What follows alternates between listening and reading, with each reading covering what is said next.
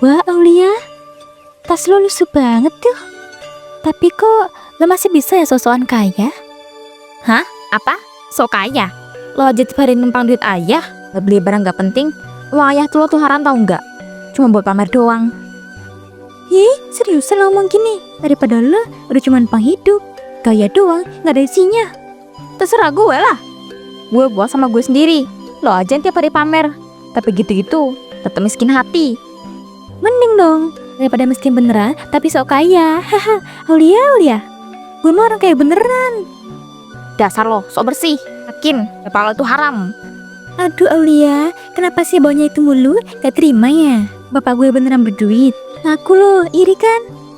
Najis banget iri sama duit haram. Ingat ya, haram gak selamanya bawa kebaikan sama hidup lo. Halah, iri mah iri aja. Pantesan lo gak dikasih kaya sama Tuhan. Pas miskin aja belagu, apalagi kaya. Bacot lo. Awas ya lo, dasar penyakit hati. Miskin itu sadar diri, bukan ngelunjak.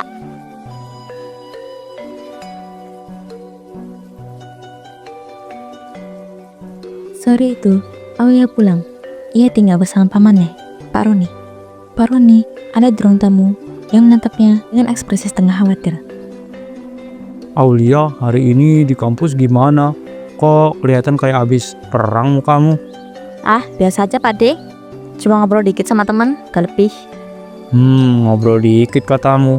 Pak D tahu kamu pasti habis ribut lagi kan sama temenmu yang namanya Intan-Intan itu. Aulia, jangan terlalu keras kepala. Kamu susah banget nurutin nasihat Pak D. Pak De, aku kan cuma jalan cara aku sendiri. Aku bisa kok atur semua tanpa ribet. Pak D kan tahu kelakuan kamu Aulia. Kamu kan tahu kondisi kita nggak kayak orang kaya. Kadang kamu suka berlagak sih. Ya emang aku gak mau kelihatan susah. Begini-begini, mau bisa hidup dengan gayaku sendiri. Ya, tapi jangan terlalu sering pamer. Orang lain bisa salah tangkep. Nanti malah dikira kamu nggak tahu diri ntar. Ya gak apa-apa Pak De. Lagian aku kan ganggu orang lain juga toh. Pak D tahu itu bentuk sikap nak, bukannya apa. Takutnya jadi bumerang buat kamu nantinya. Ibu sama bapak kamu kan yang udah di atas pasti bakal marah sama Pak D kalau tahu nggak bisa jaga kamu. Gak usah dipusingin Pak De. Ini urusan anak muda. Pak De fokus kerja aja buat biayain aku. Keesokan paginya, Aulia bersiap berangkat. Pak De, aku minta uang lebih ya. Kemarin udah habis total. Jadi mau tambahan sekarang. Ya Allah nak, kan udah Pak D bilang itu uang buat 2 hari. Kenapa udah habis gitu aja? Ya wajar lah Pak De. Kebutuhan aku kan banyak. Jadi cepet habis dong. Tapi nak, kamu harus bisa atur. Jangan terus-terusan minta tanpa pikir panjang. Ih, jangan banyak nanya deh. Langsung aja kasih Pak De. Ya udahlah, ini Pak D mau kasih, tapi hemat-hemat ya nak. Jangan boros-boros. Iya, tenang aja. Aku atur kok. Makasih Pak De. Pak De yang paling ngerti kebutuhan keponakannya. Ya udah, sekarang berangkat sana. Sesampainya di kampus, Aulia turun dari ojek tepat saat Intan baru saja turun dari motornya. Intan menatap Aulia dengan tersenyum sinis. Hah, Aulia, masih pakai ojek ya? Masih belum bisa beli motor sendiri ya? Heh, Intan, lo tiap hari pamer motor mahal. Tetep aja, lo gak bikin lo lebih keren, tau gak? Lo mah cuma bisa ngomel aja, gaya-gaya doang. Padahal gaya lo aja jauh dari level gue. Jauh. Gue mah puas sama diri gue sendiri. Gak perlu pamer, gak perlu sombong. Aulia, so percaya diri banget loh. Lo masih pakai ojek, masih kere kan artinya? Hei Intan, lo bisa nyinyir doang. Cuma balas dikit, tuh udah kepanasan aja. Mana ada, orang bacotan lo aja segede ini. Satu kampus kayaknya denger deh sama bacotan lo itu. Apa sih anak manja? Kalau bapak lo bukan orang kaya mah, lo tuh gak lebih dari gue. Ih, pengen banget ya setara sama gue. Udah, mending lo bantu paman lo itu aja. Harusnya kalau gue paman lo bakal buang lo gak berguna sih. Gak usah sok tau ya masalah kehidupan gue. Kenapa? Anaknya yang sering kebongkar.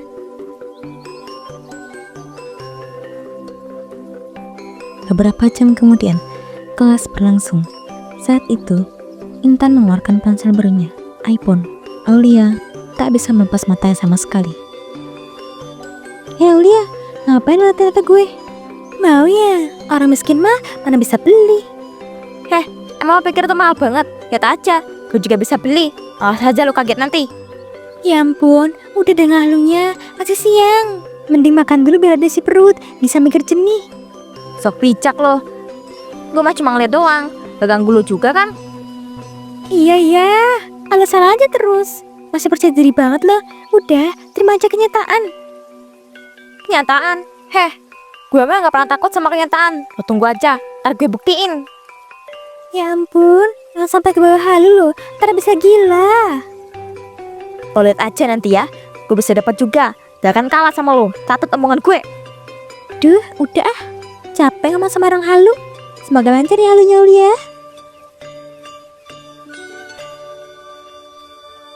Aku harus punya iPhone itu. Tapi gimana caranya ya? Kalau minta ke Pak D, pasti nggak ada. Tapi kalau nggak sekarang, gue bakal terus ketinggalan sama Intan. Harus cepet punya. Sebuah ide yang muncul di kepalanya. Apa ya? Pinjol aja. Pasti bisa. Lihat aja lu Intan. Gak bakal nggak nyangka sama gue. Gampang juga ya. Klik-klik dikit, langsung dapat uang. Enak bener. Tinggal beli iPhone deh. Pasti Intan kaget. Malamnya, beberapa hari kemudian, Pak Roni melihat Aulia dengan HP barunya, iPhone. Aulia, itu HP baru ya? Kok tiba-tiba punya, nak? Pak D, ini cuma HP teman. Dia nitip sama aku. Dititipin, emangnya kenapa? Kok nitip sama kamu, nak? Ya nggak tahu juga ya Pak D. Kan aku cuma dititipin. Ya nggak tahu alasannya dong. Ya udah, jangan bohong ya. Jangan sampai ada masalah juga. Tenang aja Pak D, tenang. Oh iya, Pak D mau ngomong. Mulai besok kalau bisa hemat-hemat ya, nak. Soalnya Pak D lagi serut ini. Hah? Hemat? Tapi Pak D tahu sendiri kan aku gimana. Iya, Pak D tahu. Tapi kali ini aja ya, dengerin Pak D. Ini buat kita juga. Ya udah deh, tapi janji ya Pak D, cuma kali ini aja. Soalnya aku nggak tahan hemat-hemat gitu. Lagian kamu serius banget liatin HP-mu sampai gitu. Kenapa sih fokus banget?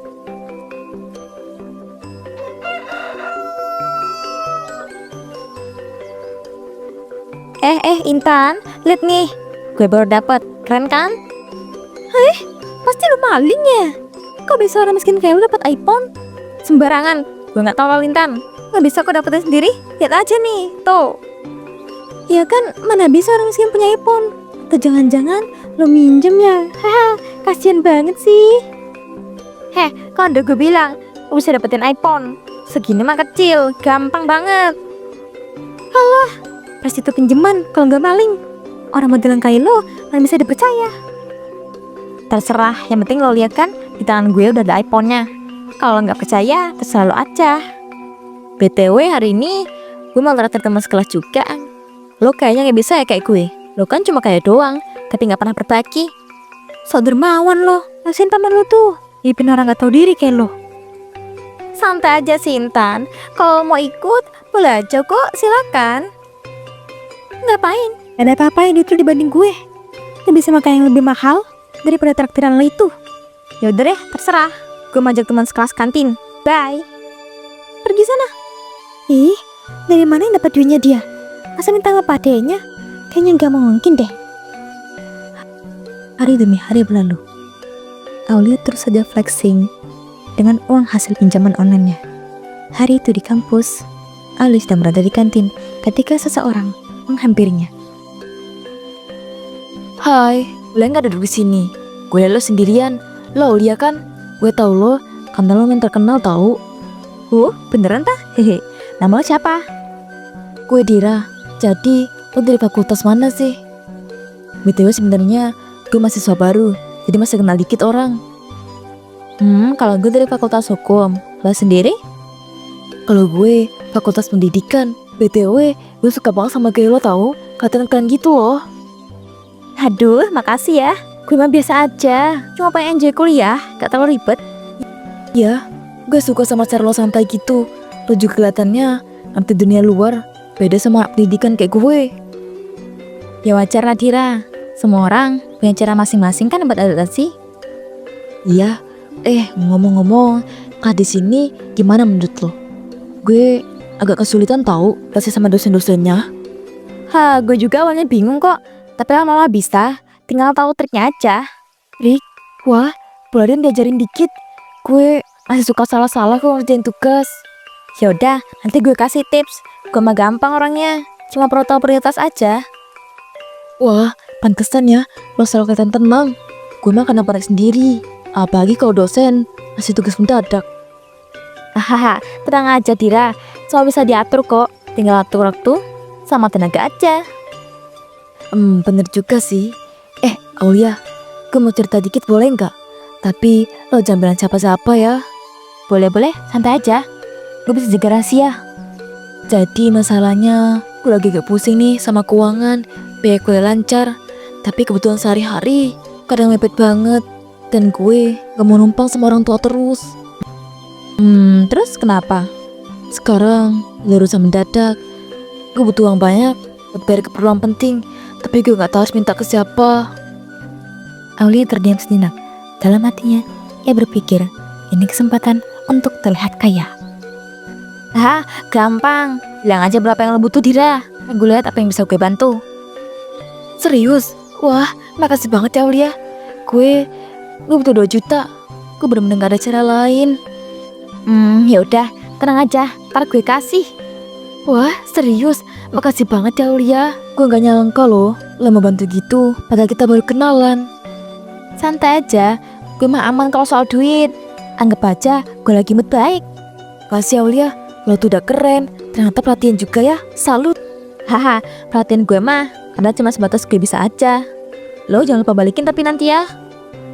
Pasti dong Aulia, gue janji bakal balikin secepatnya. Yaudah, sekarang santai dulu loh. Kita makan dan ngobrol, jangan mikirin duit terus, biar hidup lo tetap fun. Bener juga, makasih banyak sekali lagi Aulia. Gue seneng banget bisa punya temen kayak lo.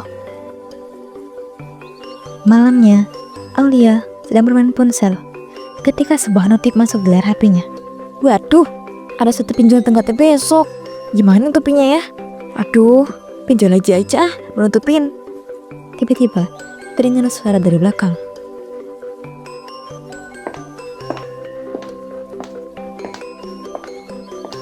Kok ditutup layarnya tiba-tiba? Kamu ngapain? Enggak kok Pade. Ini namanya privasi. Ya, privasi. Privasi? Kamu yakin gak nutupin sesuatu dari Pak D? Enggak kok Pade, serius deh. Aku gak nutupin apa-apa.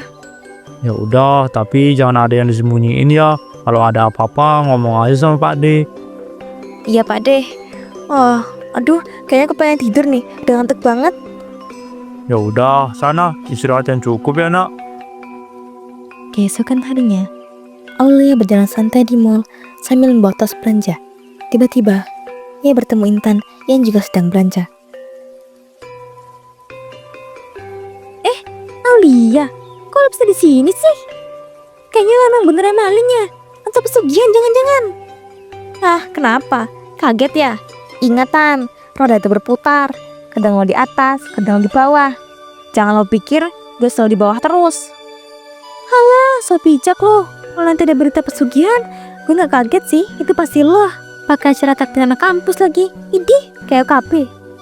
Ya bedain aja lah. Kenapa emangnya? Gak seneng. Udah amat. Sekarang lo kan yang ngiri sama gue. Ngimpi. Gue yakin lo cuma bisa gaya doang. Tetep miskin di belakangnya. Gue bayar sendiri. Lo lihat kan? Sekarang gue di atas. Besok-besok siapa tahu ke bagian di bawah. Yang gue cuma lihat, lo sekarang tuh masih sok kaya, sok pamer doang. Intan, gue mah cuma nikmatin hasil kerja keras gue sendiri. Kerja keras? Gaya lo kerja keras. Itu kan selain miskin, pemalas juga. Jangan ngeremehin ya. Lo pikir gue gak bisa kerja keras? Bisa lah. Gak kayak lo yang minta duit sama mama sama papa. Aduh. Ya udah, gue mau lihat berapa jauh nih kerja keras lo ini. Tapi kayaknya ada banyak juga sih. Gue bisa ngelebihin lo ya kalau gue mau. Lihat aja kemarin, gue bisa beli iPhone, saya traktir teman-teman, saya belanja sepuasnya kayak sekarang.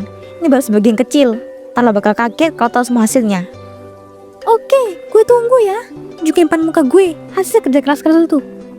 Pasti. Awas ya, jangan nangis lo nanti. Aulia tersenyum puas sambil melanjutkan bacanya. Merasa penuh kemenangan karena berhasil membuat Intan kaget, sekaligus menunjukkan kekayaannya dari hasil pinjolnya. Beberapa hari kemudian, di kampus, Aulia melihat Tira dari kejauhan. Duduk sini dulu, gak usah tegang gitu. Kita ngobrol santai aja. Gue gak nyangka lo bakal nyapa. Gue kira lo udah lupa gitu. Gak lupa dong.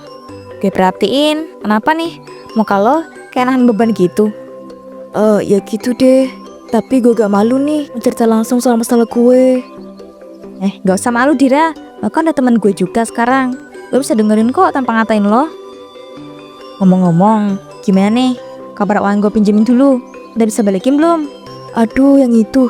Maaf banget ya Aulia. Gue belum bisa balikin sekarang. Ini nih masalahnya. Gue bener-bener lagi sulit banget. Bahkan dari pagi sampai sekarang, gue belum makan sama sekali. Hah? Serius nih? Lo gak bohong kan sama gue? Jangan sampai lo cuma cari alasan doang ya. Bener kau ya, gue dari pagi belum makan. Kalau berbaik hati, boleh gak gue minta lo traktir dulu?